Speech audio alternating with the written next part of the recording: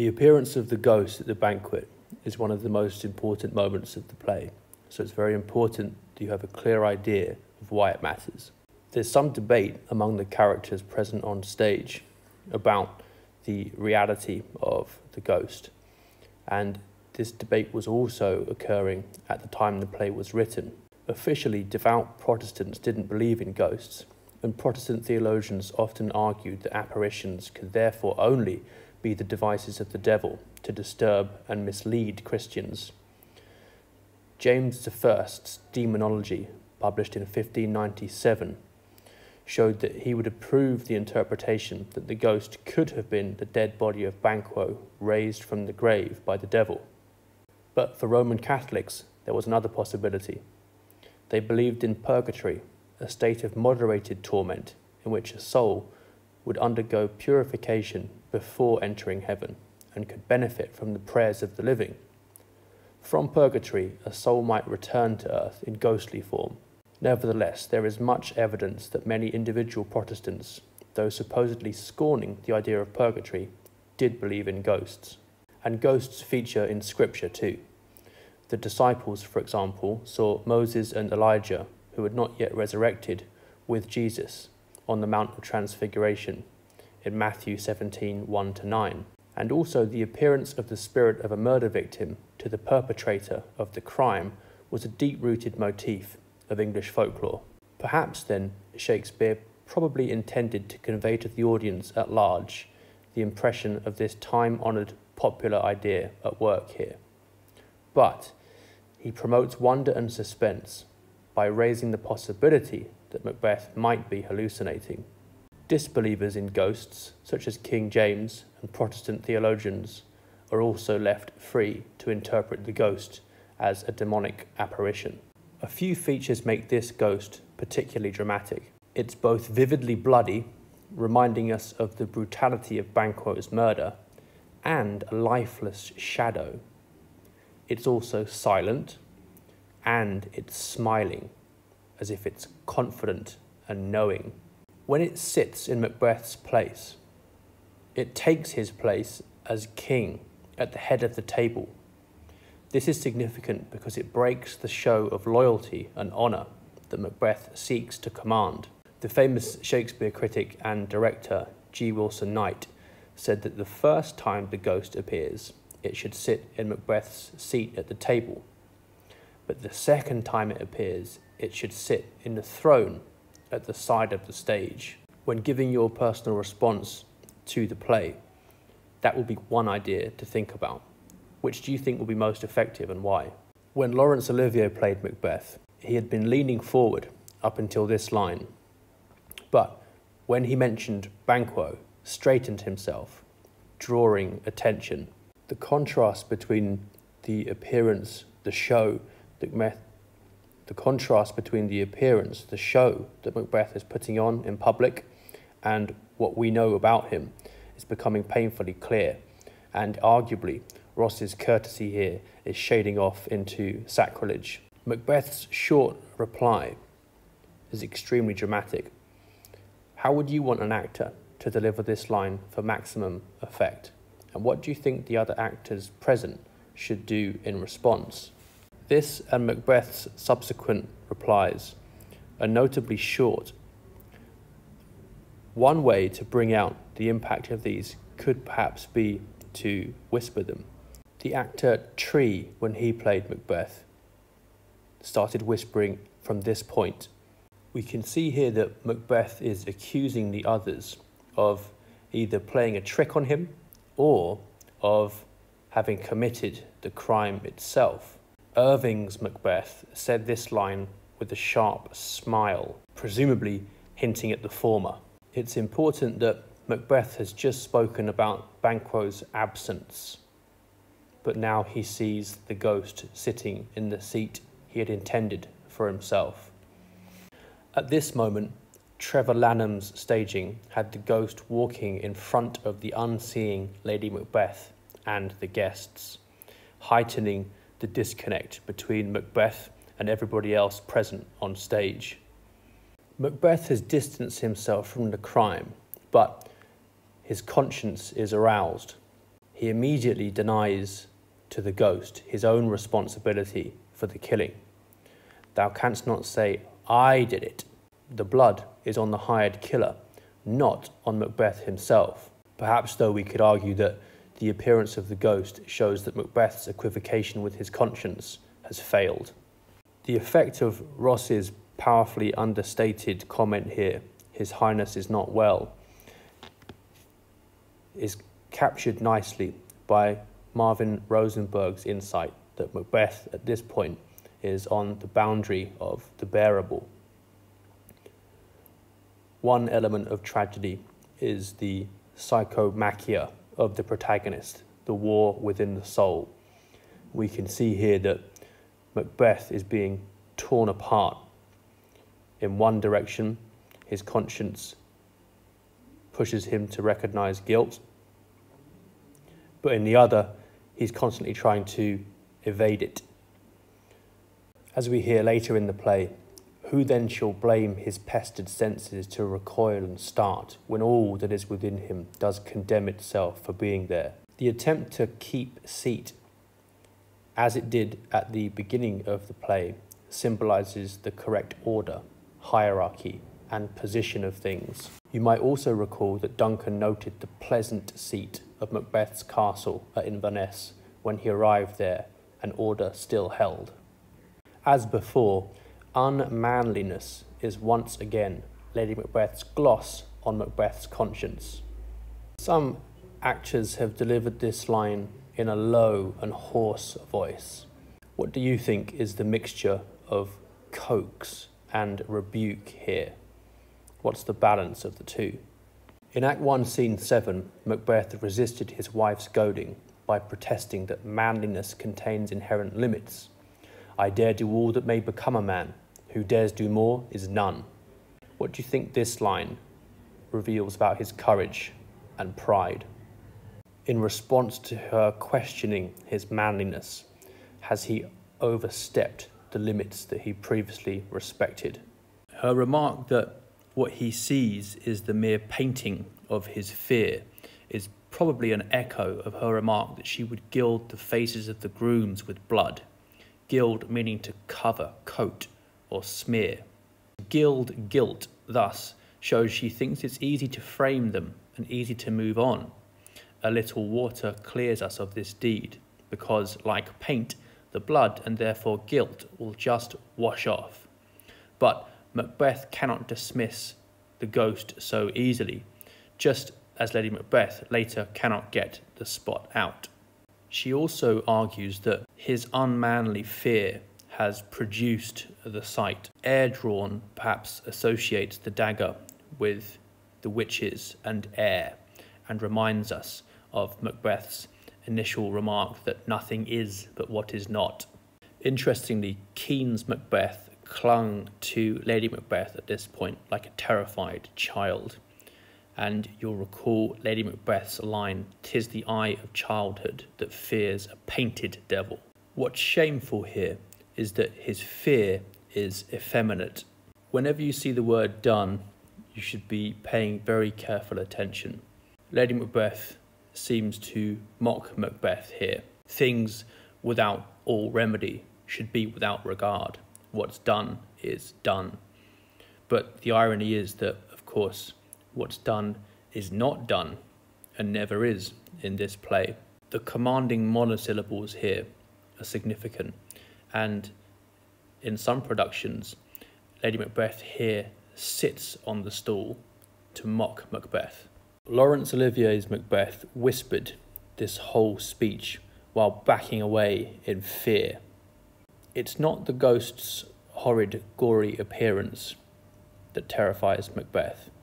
Instead, it's the idea that the line between life and death might not be clear and strong. Birds of prey vomit up partially digested food to feed their young, and that's what this image of monuments or tombs being the maws or mouths of kites suggests, the dead coming back. It also recalls how the witches blurred category distinctions. For example, they are women but have beards, and it reminds us of that very important line at the beginning of the play, fair is foul and foul is fair. At this point, Reinhardt's Macbeth, with trembling hands, spilled wine over his fingers, gilding them red. Just like the witches and the apparitions, the ghost vanishes. Think about how the sudden appearance and disappearance of it alters the mood of the play. The earth hath bubbles, as the water has, and these are of them. Whither are they vanished? The only time Lady Macbeth refers to Macbeth as my husband in the entire play is when she sees him return from killing Duncan, holding the bloody daggers in his hands. Perhaps it's because she decides that he's earned the title by doing the deed. If so, is this moment in some sense the opposite, as she describes him as unmanned? Note how she repeats shame again. My hands are of your colour, but I shame to wear a heart so white. The human statute here is perhaps the Mosaic law. Sin was indeed in the world before the law was given. Romans 5:13. But men still commit murders too terrible for the ear. The only difference is that the dead now rise again and push us from our stools. Macbeth sees no connections between humane laws and human inwardness, between the gentle wheel and guilty conscience. He looks only at the external side of action, wholly oblivious to what lies inside. He externalizes his own conscience, in a way, and thus assumes that everyone sees the ghost. Being pushed from his stool is a sign of his future. He will lose his seat of honour to the descendants of Banquo. Remember that sitting is symbolically important throughout the banquet scene. Some productions have had the ghost rising from a trapdoor, as if through the chair, for added dramatic effect. The word strange occurs 5 times in this scene, more times than in any other scene, and over a third of the total instances in the entire play. 14, plus strangely and stranger, both occurring twice each. The etymology of strange is important. It's from the late 13th century Old French, meaning from elsewhere, foreign, unknown, or unfamiliar. It also suggests the Latin foreign, external, from extra, or outside of. The ghost is, to use a phrase from the play earlier, a breach in nature. Interestingly, it might also suggest to us the description of brave Macbeth from Act 1, Scene 2. Nothing afeard of what thyself didst make, strange images of death. Macbeth here seems to summon the ghost by fraudulently toasting Banquo, recording the toast with which he began the scene. Whereas on the ghost's first appearance, Macbeth protested his innocence to the ghost and his manliness to his wife, this time he says nothing about his innocence and he ignores his wife. Perhaps one production in the future might use a hologram that the actors could move or strike through. Think about why that might make a good ghost. The emphasis on sight here is interesting. It reminds us of a few important moments in the play. I am afraid to think what I have done. Look on't again, I dare not.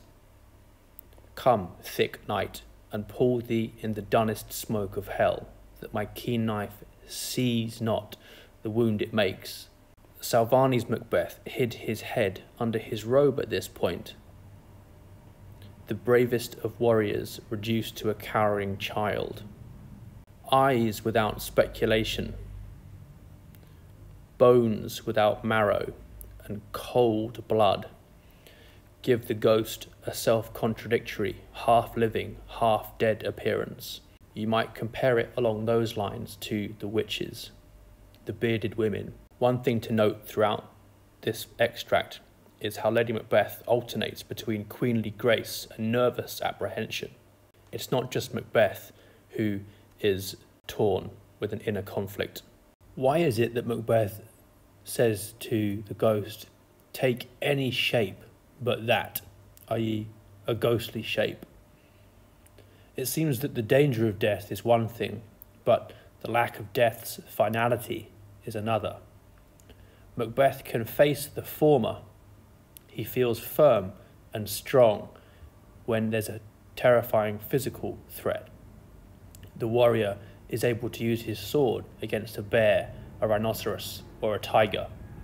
But he feels trembling and weak when faced with something that he can't confront like that.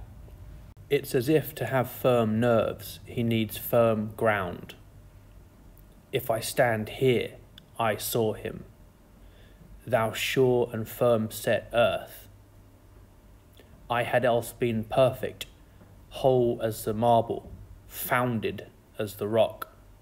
When his sense of the earth is no longer firm, when he's no longer founded on rock, then he feels most fragile. He never refers so often or so forcefully to his or anyone else's daring as he does in this scene. In fact, this one scene alone contains 4 of his 10 references to daring, and his only mention of bold. Despite his emphasis on daring though, Lady Macbeth does not believe the ghost is real, nor will she even in her sleepwalking scene. I tell you again, Banquo is buried.